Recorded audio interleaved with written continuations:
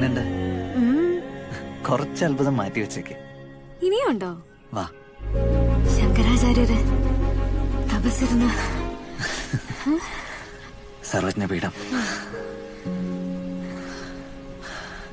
ഒരു 10 മിനിറ്റ് അവിടെ കയറിയിരുന്നു. ചെല്ലേ.